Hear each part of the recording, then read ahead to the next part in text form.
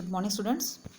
Yesterday we have seen some examples on factorization of quadratic polynomials using splitting middle term method. And today we are going to solve an example of factorization but using factor theorem. Now let us see this example. Find factors of 6x square plus 17x plus 5 by splitting middle term method. एक बार फिर से revise करेंगे splitting middle term method का. Now here middle term is 17x and we have to split this middle term. Now our first step is find value of a, b and c. Now what is a, b and c? The general form of quadratic polynomial is ax square plus bx plus c. Okay. Now compare these two quadratic polynomials. Now a is the coefficient of x square. Now in this polynomial coefficient of x square is positive 6. So the value of a is positive 6. Now b is the coefficient of x, and in our given polynomial the coefficient of x is positive 17. So the value of b is 17.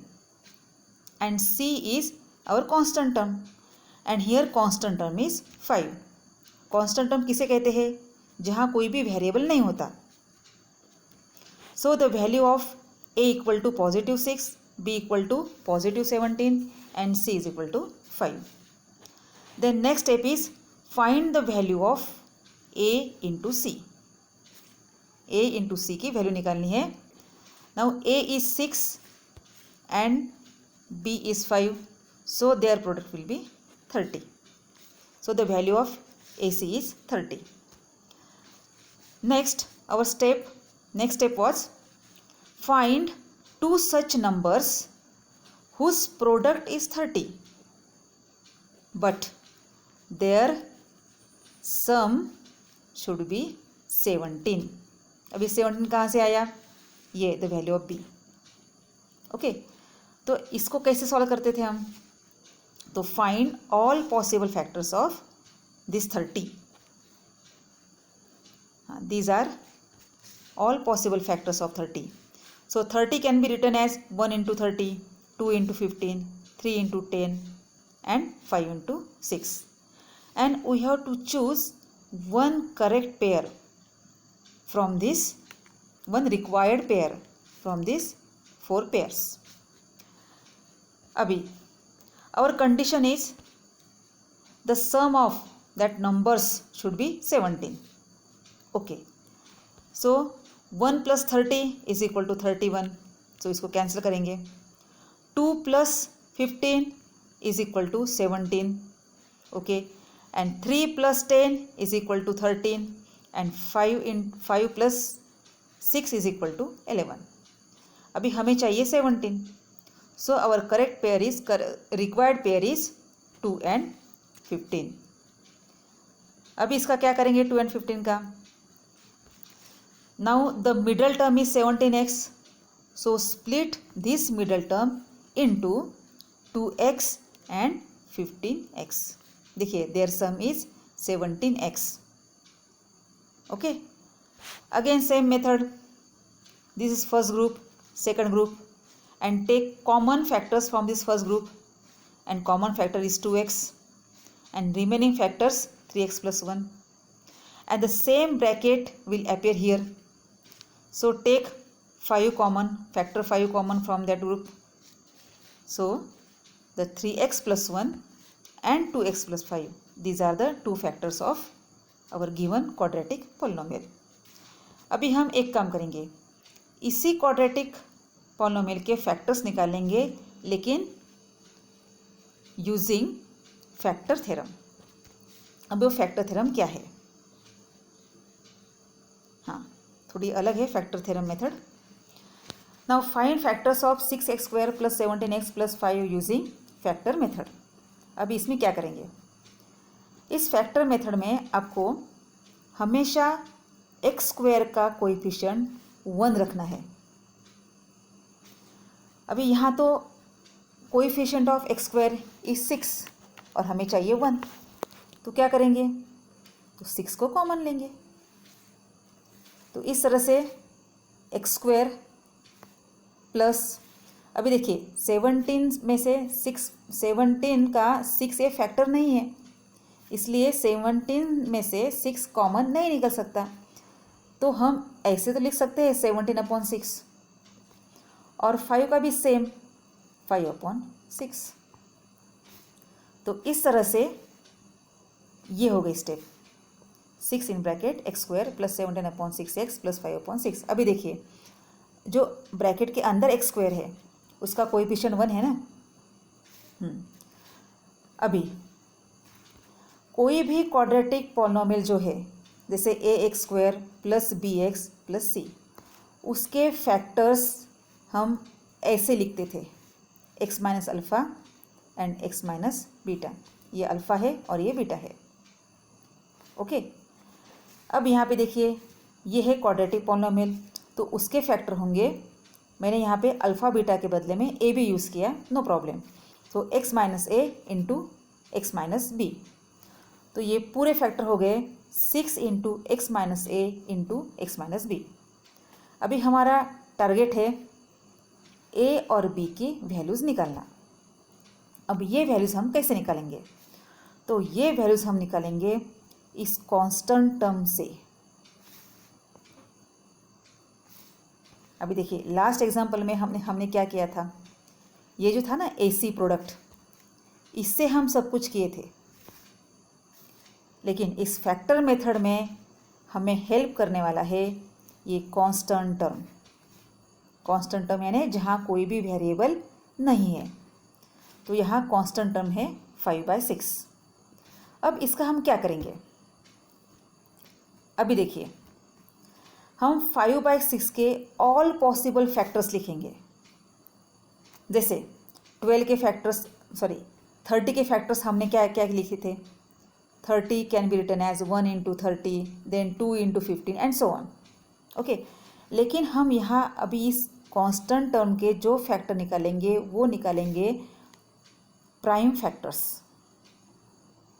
ठीक है, तो इस 5/6 का prime factor तो निकालेंगे, लेकिन आप जानते हैं कि 1 ये सभी नंबर का फैक्टर होता है, मुझे पता है ये प्राइम नहीं है, लेकिन 1 is the factor of each and every number. Okay, तो 1 तो हम लेंगे, लेकिन बाकी फैक्टर्स भी हम निकालेंगे। तो वो कैसे निकालेंगे, अभी देखिए 5/6 can be written as 5/2 into 1/3, है ना। Then 5/6 can also be written as -5/2 into -1/3, यानी निगेटिव इंटू निगेटिव पॉजिटिव हो गया ना। तो इस तरह से ये यहाँ पॉजिटिव है, ये दोनों पॉजिटिव है, तो इस तरह से ये हो गया उसका फैक्टर, और ये भी हो गया फैक्टर, इसलिए हम प्लस माइनस लेने वाले हैं आगे। ओके, अभी 5/6 को हम ऐसे भी लिख सकते हैं 5/3 इंटू 1/2, और 5/6 को हम ऐसे भी लिख सकते हैं -5/3 इंटू -1/2। तो अगेन ये हो गई हमारी नेक्स्ट पेयर, और ये भी हो गई हमारी नेक्स्ट पेयर। ठीक है, और जैसे कि मैंने कहा है कि 1 ये सभी नंबर का फैक्टर होता है, तो हम +-1 दोनों भी लेंगे। ठीक है, तो अब ये देखिए all possible factors of 5/6 are +-1/2, +-1/3, +-5/2, +-5/6, 5/3 and +-1। पता है ना कैसे है ये 1/2। फिर से देखिए 5/6 can be written as 5/2 into 1/3, है ना। और यहाँ पे अगर हम निगेटिव साइन लेते हैं तो भी हमें सेम वैल्यू मिलेगी, इसलिए यहाँ पे देखिए +-5/2 लिया था और +-1/3 लिया था। देखिए 5/2 एंड 1/3, +- दोनों भी। ठीक है, बाद में 5/6 को हम ऐसे भी लिख सकते हैं 5/3 इंटू 1/2 पॉजिटिव, और बाद में अगर हम निगेटिव लेंगे तो भी हमको 5/6 मिलने वाला है। इसीलिए देखिए ये positive plus minus 5/3 and plus minus 1/2, और 1 ये हर नंबर का फैक्टर होता है, तो इसलिए हमने यहाँ पे प्लस एंड -1 लिया है। अभी देखिए -1 क्यों लिया, देखिए अभी ये -6, अभी इस -6 को हम ऐसे नहीं लिख सकते, लिख सकते हैं ना, इसका मतलब -1 भी उसका फैक्टर हो गया है। और ये नेगेटिव साइन यहाँ ना लेके हम यहाँ भी ले सकते हैं, यानी -2 भी उसका फैक्टर हो गया है। ये नेगेटिव साइन हम यहाँ पर भी ले सकते हैं, यानी -3 भी फैक्टर हो गया है। यानी 1 2 3 के साथ -1 -2 -3 भी फैक्टर होते हैं, लेकिन अगर ये प्लस रहा तो। ओके, ठीक है। तो इस तरह से हमने जो कांस्टेंट टर्म थी ना, ये कांस्टेंट टर्म ये हमें हेल्प करने वाला है। किस लिए हेल्प करने वाला है? To find the value of A and B. A and B क्या था? ये देखिए ए एंड बी। तो अब ये जो हमने फैक्टर्स निकाले हैं, अब इसके बाद आपकी जो भी स्टेप्स आने वाली है उसको देख के आप बोलेंगे मैडम ये प्रॉब्लम कितना बड़ा हो जाएगा। ऐसे आप क्यों बोलेंगे? क्योंकि आपको ये एक एक करके सभी फैक्टर्स इस पॉलिनोमियल में रखना है, यानी आपको चेक करना है कि ये इसमें से कौन इस पॉलिनोमियल का ज़ीरो है। आप जानते हैं ना ज़ीरो का मतलब क्या होता है? जैसे x-3 इस पॉलिनोमियल का ज़ीरो क्या है? +3, क्योंकि इसमें 3 रखने के बाद आंसर हमारा ज़ीरो आता है। तो हमें ढूंढना है कि ये जो है फैक्टर्स इसमें से कौन सा ज़ीरो है इस पॉलिनोमियल का। तो ये देखने के लिए तो हमें एक एक जो नंबर है वो p(x) में रखना पड़ेगा। जैसे पहले हमें p(1/2) निकालना पड़ेगा, बाद में p(-1/2), बाद में p(1/3), बाद में p(-1/3), then p(5/2), then -5/2, p(5/3), -5/3, p(+1), p(-1).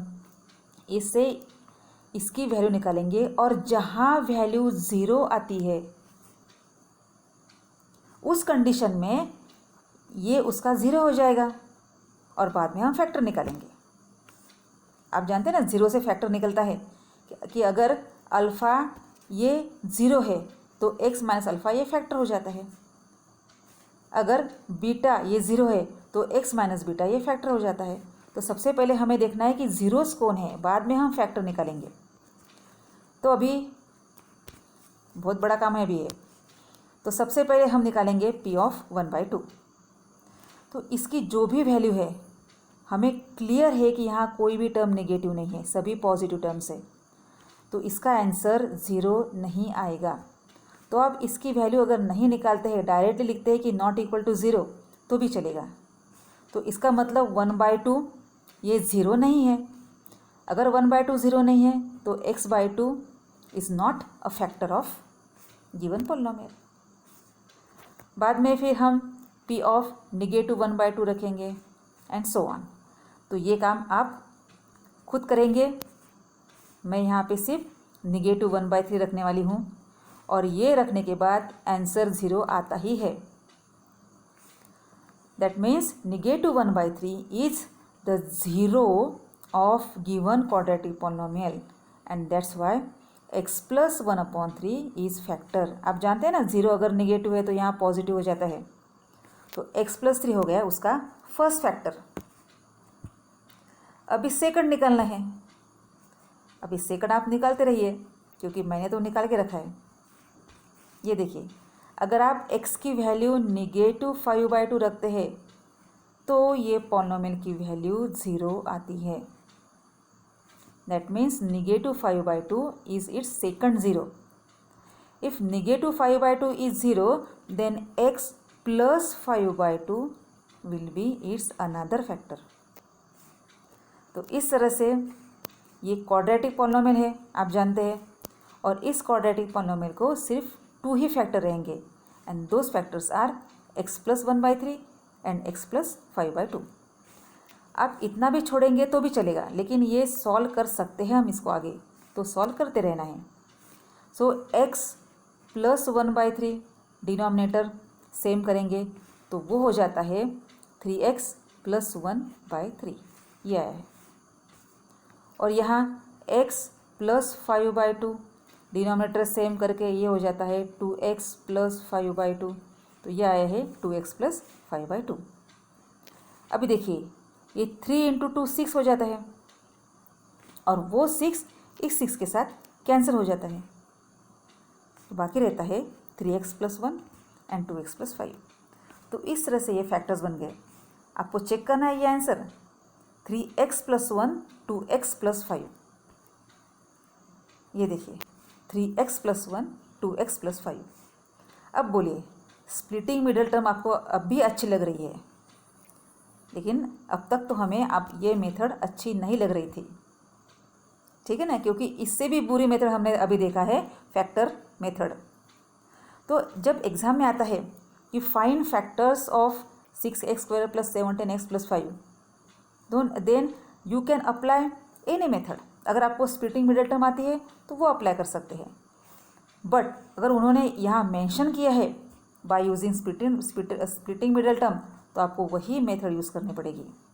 अगर वहाँ मेंशन किया है यूजिंग फैक्टर मेथड तो आपको फैक्टर मेथड ही यूज़ करनी पड़ेगी। ओके।